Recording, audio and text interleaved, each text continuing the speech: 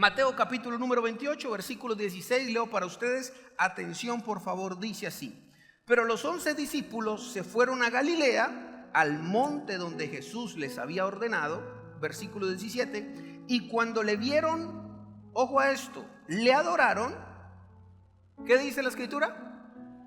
Pero algunos dudaban, dice la escritura. Ojo a esto: adoraban, pero dudaban. Adoraron, y algunos de los 11 que estaban ahí, recuerde que ya no estaba Judas, dudaban, dice la escritura. Y me llama la atención esto porque Jesús denota que hay duda en sus discípulos que estuvieron caminando con él, que lo vieron hacer milagros. Ahora, podemos comprender la duda porque es que cuando Jesús habla con ellos, le habla después de haber resucitado. Le habla después de haber pasado 3 días, en teoría muerto. 3 días donde no sabían de él. Pero ellos sabían que Jesús les había dicho que él volvería el tercer día. Pero aún así, sabiendo que Jesús les indicó todo lo que iba a pasar, era impresionante saber que un hombre que caminó con ellos 3 años aproximadamente, había dicho que va a morir y murió, y de la manera que murió. Y más impresionante es que resucitó. Jesús resucitó al tercer día, dice la escritura, subió, ascendió al Padre a los cielos y después vino. Dice que se presentó, perdón, no ascendió, después de que resucitó se presentó antes de ascender. Y cuando se presentó es impactante, escuche esto, es impactante hablar con un muerto. Por lo tanto, obvio que algunos dudaban, algunos decían sí, lo adoramos, sí, le creemos porque estamos viéndolo. Pero también en algunos, dice la Biblia, había duda. Y quiero hablarte de este concepto llamado duda, porque me parece muy importante dentro de la Gran Comisión. ¿Por qué, pastor? Porque aún habiendo duda, escuche esto, la duda no fue un impedimento para asignarles la Gran Comisión. Y esto me gustó mucho. La duda no es un impedimento para que usted cumpla con su asignación. Es decir, es válido que tengas duda. Y la duda la podemos expresar en 2 direcciones que quiero mostrárselas. Número 1, la duda que tenían estos discípulos. ¿Cuál es la duda, pastor? La duda de creer que realmente al Dios que yo estoy adorando es el que estoy viendo. La duda de creer que el Dios que yo vengo a esta iglesia a levantar mis manos, a ofrendar, a adorar, a tener un tiempo, realmente ese Dios está vivo, realmente ese Dios es veraz. Porque como decía aquella mujer, yo dudo, pero ayuda a mi incredulidad. Claro que a veces hay dudas cuando usted las confronta con su realidad, pero aún en medio de esta primer duda en esta dirección, lo que me impacta a mí es darme cuenta que la gente puede estar llena de duda, la iglesia puede estar llena de duda, pero jamás la duda va a ser un obstáculo o una excusa para hacer lo que Dios te mandó a hacer. ¿Alguien me está escuchando? Así que no es válido decir, bueno, porque Jesús vio que dudaban, entonces no les va a asignar una tarea. No. Muchas veces los hombres de Dios en la Biblia nos enseñaron que llenos de temor, de miedo, de incertidumbre, de no saber qué iba a pasar, igual hicieron la tarea. Ahora, ¿por qué? Porque la duda es normal en cierto grado, pero la duda no puede ser un impedimento en tu vida. Ahora mucha gente va con duda a abrir su negocio, y más en estas épocas, pero tienes que ir a abrir el negocio, con duda o sin duda, hay que abrirlo. ¿Aló? Hay gente que duda y se deja llenar del temor por lo que está pasando en nuestra ciudad, que vamos a estar orando. Quiero invitarlo a la radio para que estemos intercediendo por nuestra ciudad. Pero no nos podemos sobrecoger por la duda, por el temor de no hacer lo que tenemos que hacer.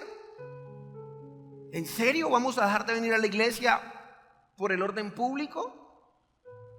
¿En serio vas a dejar de ir a trabajar? ¿En serio te vas a esconder solo por algo que tiene que pasar o que está pasando? La duda existe, pero el problema con la duda es que no te puede paralizar.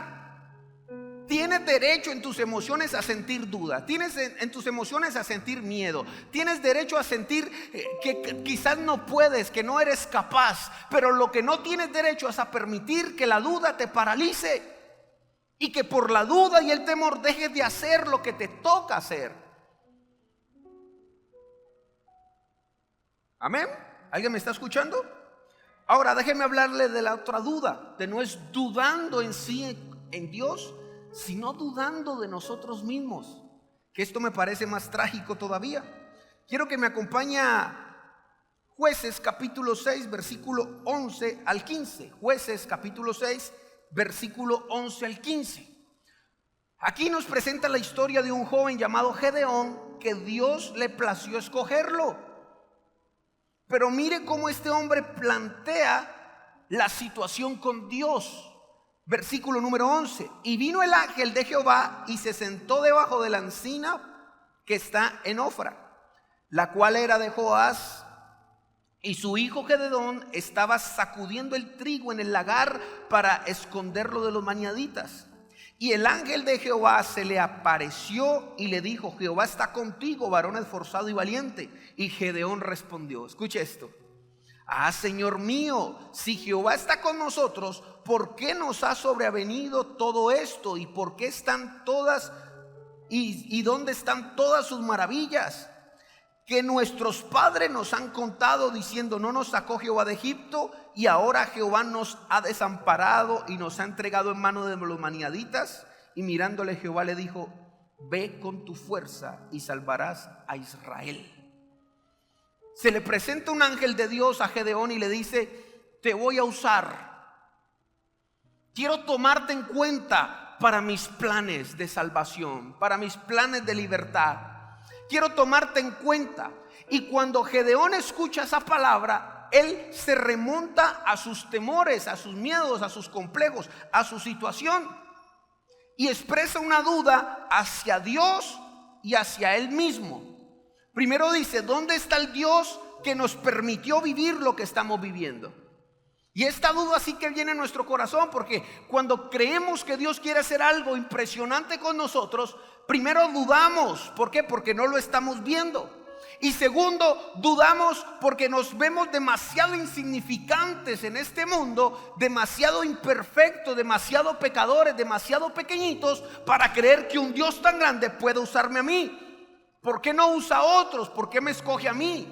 Yo soy el más pequeño, dice Gedeón.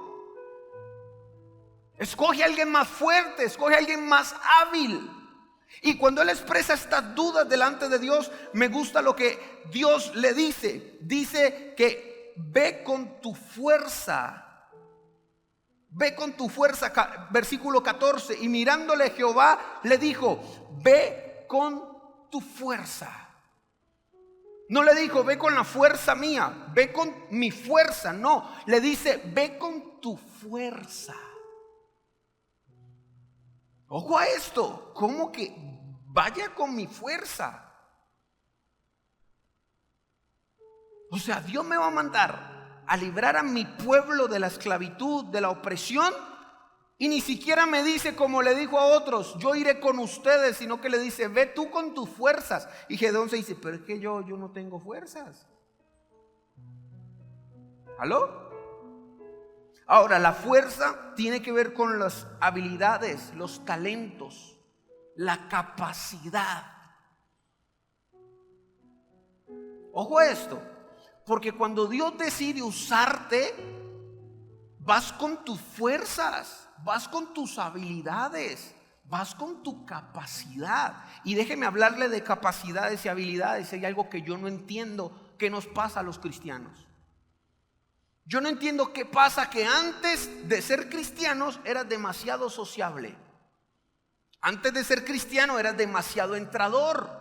Antes de ser cristiano usabas tus habilidades, o ya sea para generar dinero, para hacer amistades, para ir a pasear a cada rato, que no está mal.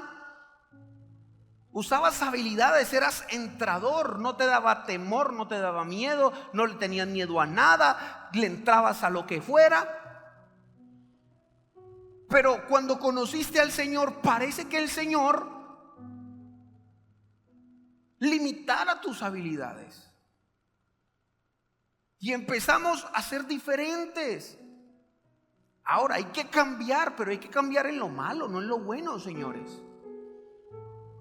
Y usted y yo tenemos habilidades, tenemos talentos, tenemos capacidades distintas que antes las desarrollábamos muy bien allá afuera, pero ahora que estás aquí, Dios no quiere que las quites, que las cambies, porque son habilidades que sirven. Ahora usa tus habilidades, tu fuerza para hacer lo que tienes que hacer correcto. Si antes eras capaz de inducir a otros al vicio, ¿por qué ahora no puedes usar tu capacidad para inducirlos a Cristo? Si antes eras una líder en tu barrio o eres un líder en tu empresa, porque ahora no puedes seguir siendo una líder, pero ya no para lo malo, sino para lo bueno. Pero esa líder que allá afuera era demasiado buena, viene y conoce a Cristo y se volvió demasiado mala. ¿Por qué? Porque en vez de vivificarnos con el Señor, nos apagamos. ¿Por qué en vez de usar lo que antes usábamos para mal, usémoslo para bien? Y es una confrontación hacia Gedeón diciéndole: vaya con su fuerza, con sus habilidades. Señor, pero es que yo no tengo fuerzas, soy el más pequeño. Usted tiene fuerzas, usted tiene habilidades, usted puede hablar, usted puede invitar a alguien, usted puede convencer a alguien, usted puede ser grato con alguien, usted puede socializar con alguien. Usted puede escuchar a alguien. ¿Qué habilidad extraordinaria necesitas para entregarle una tarjeta a alguien, por ejemplo? ¿Qué habilidad extraordinaria necesitas para decirle a un amigo que tú sabes que necesita al Señor? Te invito. ¿Qué habilidad súper extraordinaria necesitarías para cuando ves a un compañero que está mal y está sufriendo, hablarle de Jesús? Y Dios lo que le está diciendo es: vaya con su fuerza. Es que a veces pensamos que necesitamos cosas que no tenemos para poder hacer la tarea. Levante su mano, por favor.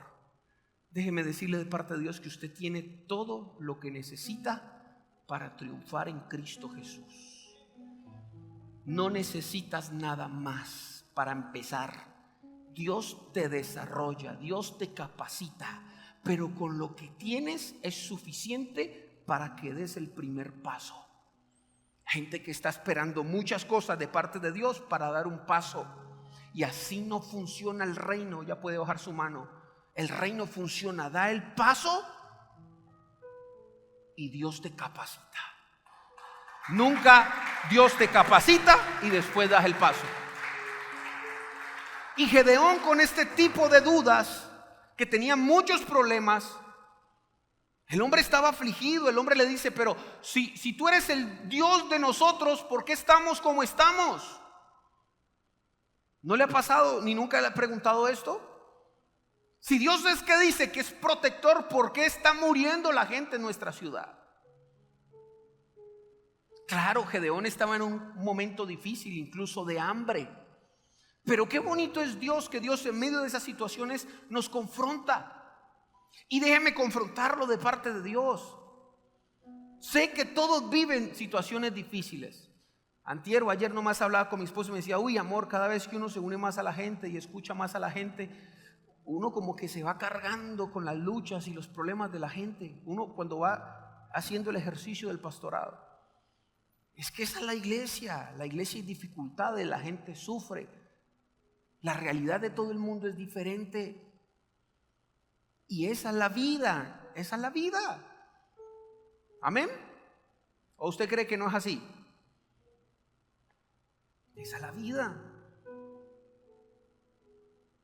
Pero en medio de esas realidades, aún como eres, aún como estás, con dudas, con temores, con baja autoestima, con incapacidades, con que crees que no puedes, con culpas, Dios viene a tu vida como hizo con Gedeón, y lo único que le dice: mire, a mí me plació usarte.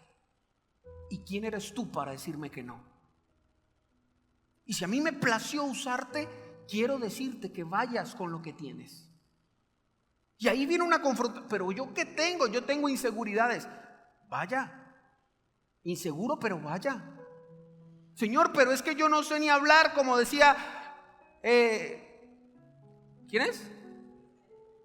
Ese mismo Moisés. Vaya tartamudo, que yo le mandaré a Aarón para que hable por usted. Señor, pero es que yo no sé de la Biblia. Vaya. Imposible que usted no por lo menos tenga un versículo en su cabeza si lleva tiempo acá. Es que yo no sé hablar. Vaya, la Biblia dice que Él va a llenar tu boca. Es que yo no puedo. Y más que Dios te confronte hablando de habilidades cuando lo único que usted ve son defectos en su vida. ¿Qué podía haber de bueno Gedeón en él en un momento de crisis? Él expresa que no veía nada bueno en él, se sentía inferior a los demás. Yo soy el más pequeñito, decía. Y en un momento donde estás cegado, que no ves nada bueno en ti, viene Dios y te dice: ve con tu fuerza. Pero qué fuerza, ve con tu ánimo, pero qué ánimo. Ve a hablarle a tal, ve a invitar a cual. Haz el esfuerzo, vamos, inténtalo. Pero Señor, más bien yo estoy para que me evangelicen a mí, yo quiero andar evangelizando a otro. Y es hermoso cómo Dios nos confronta a todos los seres humanos. ¿Sabe? Hay un versículo que a mí me gusta muchísimo, que es muy pequeñito, que dice: ten fe en Dios. Y aprendí esto. Cuando usted tiene fe en Dios, aprende a creer en usted mismo. Porque creer en Dios es creer que Él te escogió. Y si usted cree en Él, usted cree que Él tomó una buena decisión. Y aunque la gente diga lo que diga, si yo le creo a Dios, tengo que confiar en lo que Dios está haciendo en mi vida. Y si Él dice que vaya, aunque yo no vea nada bueno, si yo tengo fe en Él, yo voy. Porque yo no estoy creyendo en mí mismo, yo estoy creyendo en Dios. Y ese Dios al que yo le creo, confío en mí. Pero no vale ningún pero. Eso es creer en Dios. ¿Cuántos dicen amén? Dale un aplauso al Señor.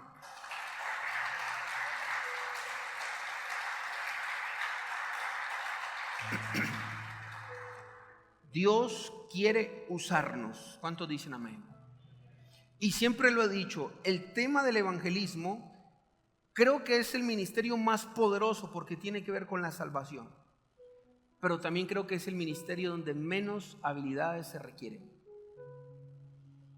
El profeta es una cosa seria. El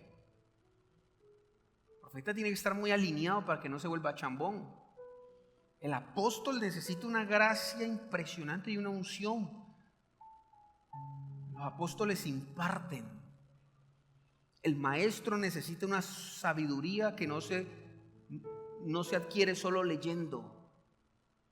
Necesita revelación de la palabra. El pastor necesita resistencia. No es fácil. Pero el ministerio del evangelismo solo se le pide una cosa: obediencia. Porque es que para ser ese canal de bendición a otros, usted solo necesita obedecer. ¿Sabe? Yo he visto a través de la Biblia que no hay ninguna excusa para no cumplir la gran comisión. Y ahora lo veo, esto lo estaba leyendo esta semana, ni siquiera la duda. Porque creemos que tenemos que creer y porque creemos hacemos las cosas. No, Señor. Aún ni la duda te priva de hacer la gran comisión. Lo único que necesitas hacer es obedecer.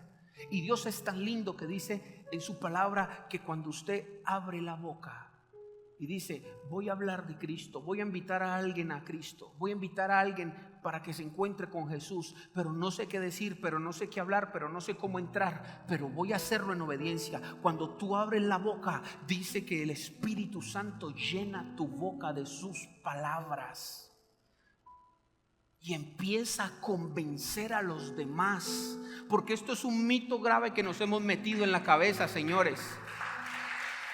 El mito es que pensamos que usted y yo convencemos. Mire, usted y yo no podemos convencer ni siquiera a nuestras esposas.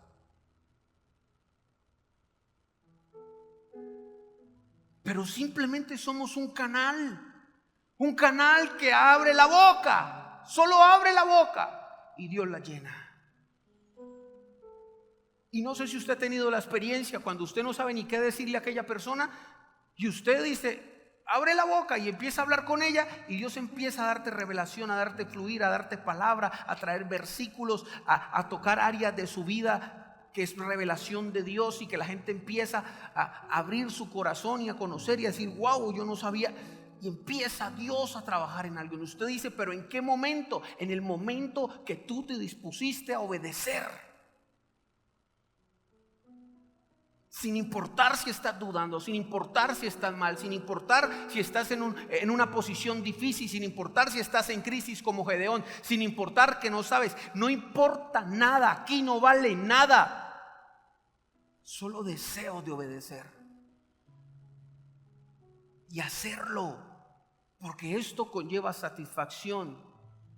¿Alguien me está escuchando? Ahora sigamos en Mateo capítulo 28. Para ir terminando, Mateo capítulo 28, porque se nos fue el tiempo.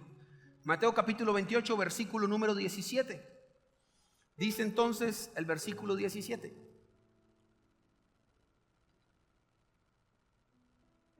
y cuando le vieron, le adoraron, pero algunos dudaban. Número 18.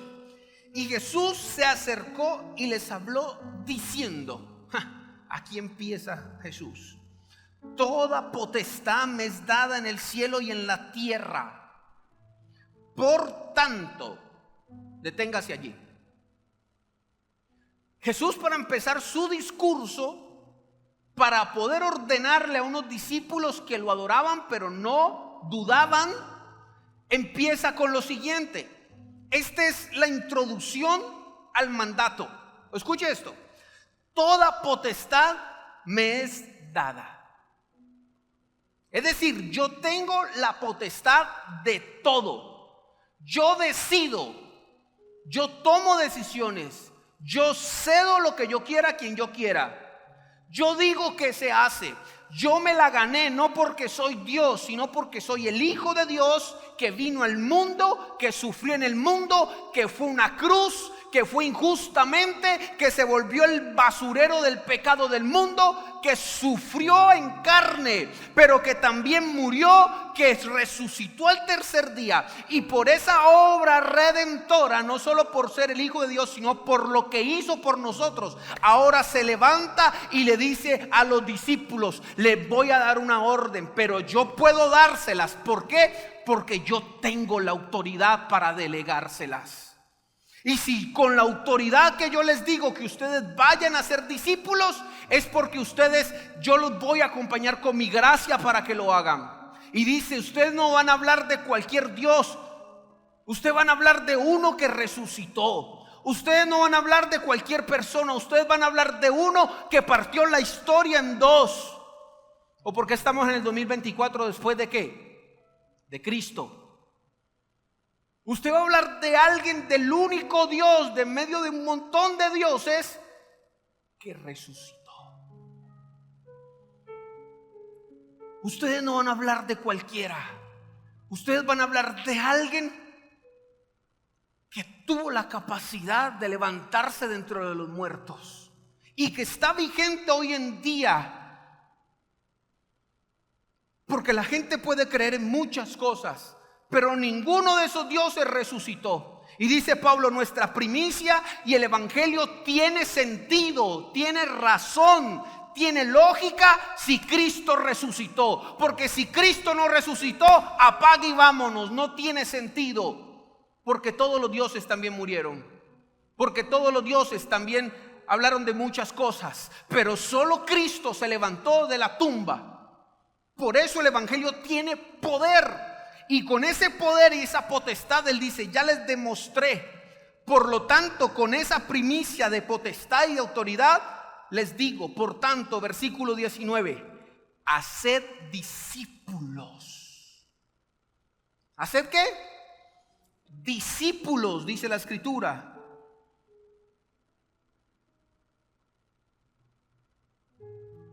A todas las naciones, bautizándolos en el nombre del Padre, del Hijo y del Espíritu Santo, Y sigue diciendo, enseñándoles que guarden todas las cosas que los he mandado.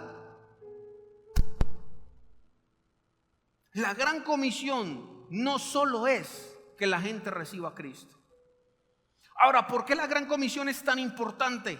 Teniendo la primicia de la potestad del Señor y la autoridad del Señor. Porque es que, señores y mis queridos amigos que nos visitan por primera vez, el Evangelio tiene tanto poder que transforma una sociedad si la gente se dispusiera a hablar del Evangelio. La iglesia es la representación de Cristo en la tierra. Y la iglesia no es un poco de fanáticos levantando las manos. Aquí contamos con el poder de Dios que transforma una sociedad y una familia. Hemos visto cientos de casos de personas que son cambiadas por el poder de Dios en su vida. Y allá afuera la gente gastando millones y millones en las alcaldías, en los gobiernos, para poder generar cambios en la sociedad. Y Cristo nos dio la potestad a través de su palabra de generar por medio de él cambios en la vida. ¿Acaso los que estamos aquí, que ya somos de la iglesia, no podemos mostrar el cambio que el Señor ha hecho con nosotros? ¿Acaso fue el hombre, fue la manipulación? ¿Acaso fue otra persona? Claro, Dios usó a muchas personas, pero quien cambió nuestra vida fue Cristo. Por eso se hace importante este evangelio, no solo por el poder de la transformación, sino por el poder de la salvación, que es lo más importante. Le puede parecer un cuento de hadas, le puede parecer el cuento de Heidi, le puede parecer una fábula, pero nosotros creemos que así como Cristo resucitó, nosotros también un día resucitaremos. Te puede parecer fanaticada, pero nosotros creemos que después de esta vida hay vida. Señores, es muy ingenuo pensar que somos unos animalitos. Y la gente tiene que escuchar este mensaje. No somos unos animales que crecemos, que nacimos, crecemos, nos reproducimos y morimos. No tendría sentido el sufrimiento, no tendría el sentido portarte bien, no tendría el sentido vivir para Dios, no tendría sentido esta vida, pasar 80, 100, 90 años en esta vida si al final vamos a dejar de existir. La vida no tiene sentido. Pero cuando viene Cristo a nuestra vida, le da sentido. Y el sentido es, aunque parezca una fábula, esto simplemente es un entrenamiento para una eternidad. Y si te parece poquito ver 180, 90 años o te parece mucho, esto simplemente es un ejercicio. ¿Cómo vamos a vivir eternamente? Y hoy la gente está desesperanzada. Hoy tienen miedo de salir a la calle. Hoy vemos la economía mal. Hoy vimos el mundo patas arriba. Hoy vemos todo lo que está pasando. Pero mi pregunta es, ¿de dónde vas a sustraer tu esperanza? ¿De quién? ¿De quién más que de alguien que resucitó? ¿De quién? De alguien más que me promete vida eterna. ¿De quién? De alguien más que me promete mientras esté vivo ayudarme, caminar conmigo, estar conmigo. Y cuando entiendes esta palabra que Cristo resucitó, eso transforma vidas. Y la gente ya fuera ahogándose en un vaso de agua, en un vaso llamado drogas, en un vaso llamado licor, en un vaso llamado rencor, en un vaso llamado delincuencia. Dígame por favor, aunque sea. Ahora, el mandato fue ir y hacer discípulos a las naciones. Escúcheme muy bien. Hacer discípulos no es solo que la gente reciba salvación, es volverlo un discípulo, no un creyente. Un discípulo. Un discípulo es un seguidor. En otras palabras, alguien discipulado es como los discípulos. ¿Cómo fueron los discípulos? Murieron por la causa incluso. Pero si la iglesia solo gana almas y no discipula, tenemos gente que sale y entra de las iglesias. Tenemos gente que no aprende a ir a Dios sino al pastor y a la iglesia. Tenemos gente que no entiende que estar en Cristo incluso es padecer, es sufrir. Si no hacemos discípulos, la gente, esto se le vuelve una temporada. Hoy están aquí, mañana no. Hoy están aquí mientras se sienten bien, pero mañana viene el enemigo con mentiras, con problemas, como a todos nos pasa, y se los lleva, los saca del propósito, los saca de lo que Dios quiere hacer con ellos. ¿Por qué? Porque se volvieron gente simplemente espectadora. Pero cuando hacemos discípulos, ahora, ¿cómo se hacen los discípulos? Los discípulos se hacen enseñando, dice la Escritura. La gran comisión no se queda solo en una fiesta amigo. Por eso gracias a Dios por Plan Felipe, porque aunque es el trabajo más duro, es el único que garantiza una cosa, las cuales quiero enseñarle. Y quiero terminar con esto. Hacer discípulos, bautizarlos. Por eso nuestra iglesia no solo se alegra o se le infla el pecho a los que trabajamos en esto cuando en una fiesta amigo se ganan personas, sino que la verdadera fiesta es aquí, en este hueco, aquí. Cuando la gente recibió a Cristo, pasó casi 2 meses, según el plan que nosotros tenemos, 2 meses y medio, y la gente, después de haber sido enseñada, va a las aguas. Hay gente que no entiende esto, pero esto de las aguas simplemente es una orden que significa o simboliza que esa persona hace 2 meses y medio en una fiesta amigo nació de nuevo y que se dejó enseñar, que se dejó discipular, y ahora tiene la convicción, y por tener la convicción se bautiza. Bautizar es reconocer públicamente que Cristo vino a mi vida y me hizo nacer de nuevo, me dio salvación. Por eso en la gran comisión está que hay que hacer los discípulos, pero los discípulos tienen que bautizarse. Ahora, ¿cómo logramos hacer discípulos y que la gente se bautice? Versículo 20, enseñándoles que guarden las cosas que Cristo ha mandado. No hay otra forma sino enseñar, es traer la eclesía, o sea, la cultura de Cristo acá. Para ser discípulos hay que saber aprender, hay que cambiar, hay que generar una metanoia acá para hacer la gran comisión. Tienes que aprender a vivir de otra forma como has venido viviendo. Tienes que dejar que el Señor te enseñe, tienes que poner de tu parte. Ahora, déjeme terminar con esto que me impacta muchísimo, y dice: y las cosas que os he mandado, y he aquí, yo estoy con vosotros todos los días hasta el fin del mundo. ¿A quién le estaba diciendo esto Cristo? ¿A quién? A los discípulos. Si ustedes bautizan, si ustedes enseñan, si ustedes discipulan, si ustedes van a las naciones, yo les voy a dar una promesa. A los discípulos, no a los nuevos convertidos, porque está hablando directamente con los discípulos. Yo estoy con ustedes todos los días hasta el fin. El obedecer para hacer la gran comisión es ser demasiado inteligente. Es garantizar que la presencia de Dios va contigo. Le voy a dar un secreto de esta iglesia. ¿Sabe por qué esta iglesia contamos con el respaldo del Señor? No es por nuestras habilidades, sino porque hay que ser inteligentes. Lo único que necesitamos para contar con la gracia y la presencia de Dios en este lugar y en estos lugares es hacer la gran comisión. Porque cuando usted hace la gran comisión, usted se asegura que Cristo va con usted.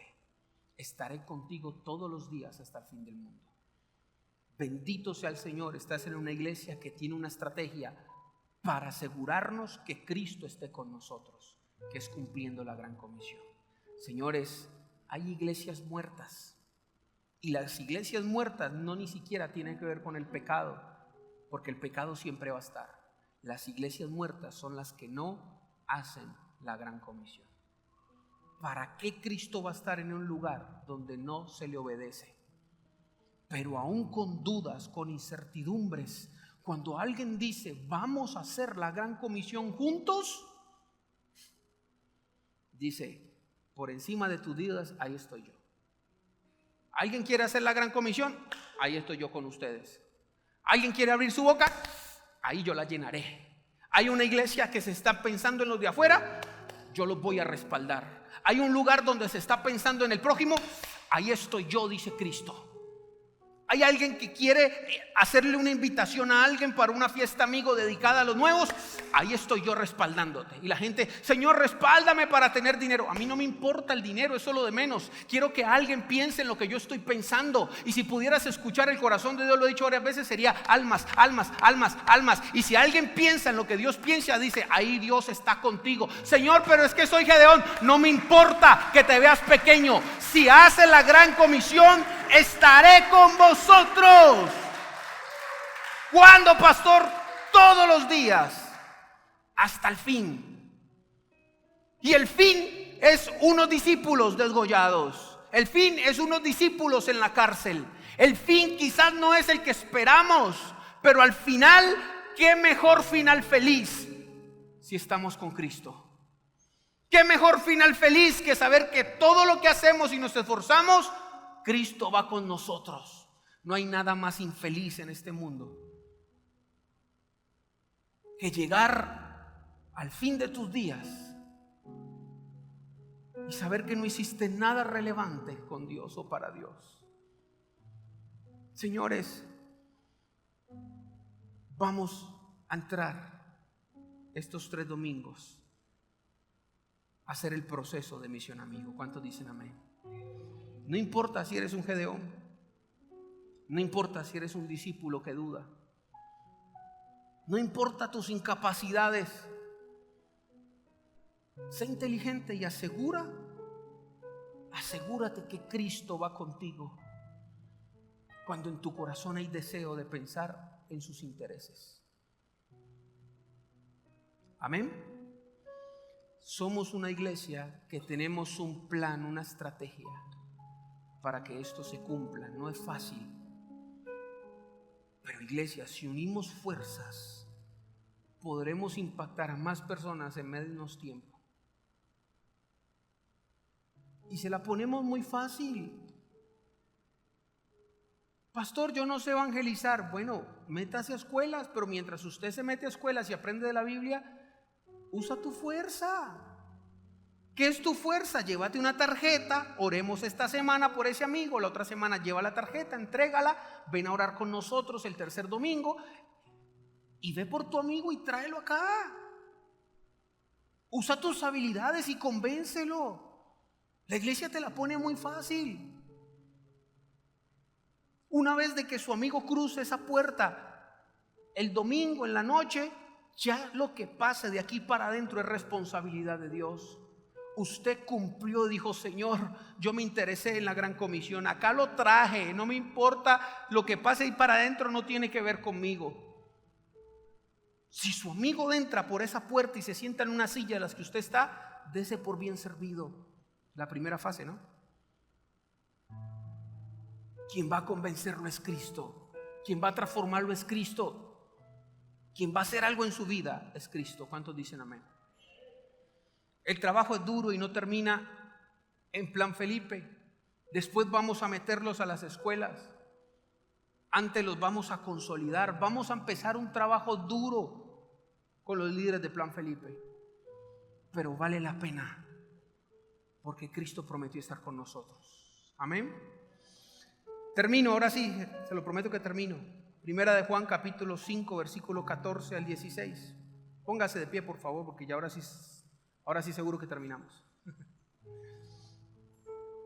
La primera fase, o sea, esta semana de este domingo al otro domingo, es la primera fase. Para que usted se meta con nosotros y empecemos juntos a hablar el mismo idioma esta semana y juntos empecemos a orar en esta dirección. La primera fase es orar por un amigo. Quiere decir que a partir de hoy, toda esta semana, vamos a estar orando para que el Señor te ponga en el corazón a qué amigo o amigos invitar. ¿Me está escuchando?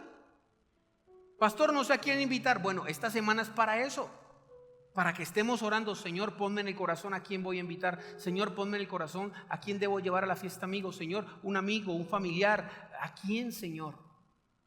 Porque este trabajo de evangelizar se hace espiritualmente, en oración. Porque usted no puede convencer a nadie ni atraer a nadie por sus fuerzas.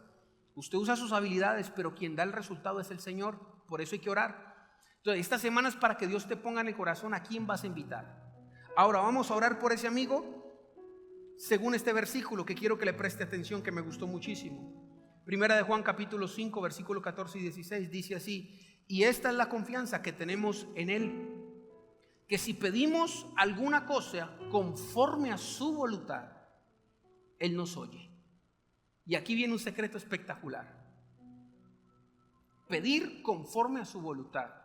Yo te voy a decir cuál es la voluntad de Dios sin que venga un ángel a revelártelo. La voluntad de Dios es ganar almas. Y hoy vamos a orar y a pedir para ganar almas. Así que, como es esta la voluntad de Dios, sabemos que Él nos oye. Y si sabemos que Él nos oye, versículo 15, en cualquier cosa que pidamos, de acuerdo a su voluntad, sabemos que tenemos las peticiones que le hayamos hecho. Si alguno viere a su hermano cometer pecado que no sea de muerte, pedirá y Dios le dará vida. La Biblia dice orar por un amigo, por un hermano, por un familiar, para que les dé vida. ¿Cuántos dicen amén?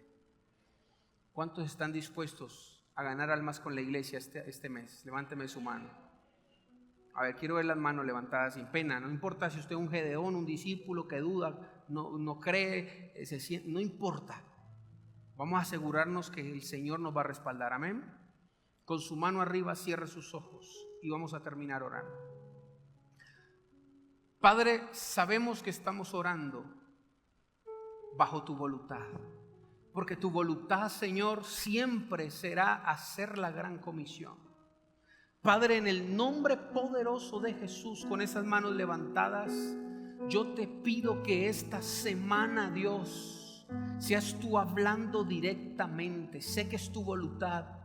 Yo te pido que esta semana seas tú revelando el nombre en sueños, en oración, en momentos de intimidad contigo. Padre, ponnos en el corazón a qué persona traerla para que se encuentre contigo. En el nombre de Jesús profetizo que Dios te hablará por sueños esta semana. Profetizo que Dios te revelará el nombre de esa persona o de esas personas. Profetizo que Dios te va a usar con una gracia impresionante para que esta semana, cuando tengas el nombre o los nombres de esas personas, empieces a orar. Dios te pondrá carga por esa persona o esas personas. Dios se mostrará tu vida esta semana revelándote a quienes impactar, a quienes invitar. En el nombre poderoso de Jesucristo le pido al Dios de la gloria que esta semana se revele a tu vida. Escucharás a Dios como nunca antes lo has escuchado. Tendrás visiones como nunca antes las has tenido. Verás a esa persona en sueños. Verás a esas personas en el nombre de Jesús. Dios pondrá una carga en tu corazón. Sentirás carga por esa persona. Dios te inquietará a orar. Dios te llevará a interceder. Dios te llevará a hacer algo por ella. El Señor esta mañana empieza a hacer algo extraordinario sobre esta semana. Y profetizo que dentro de 8 días vendrás con la seguridad que sabrás que Dios te escogió para ganarte un amigo, para ganarte un familiar, para ganarte a un ser querido, para ganarte a un compañero. El Señor te usará como usó a Gedeón. El Señor te usará como usó a sus discípulos. En el nombre de Cristo Jesús. ¿Cuántos dicen amén? Dele un aplauso al Señor.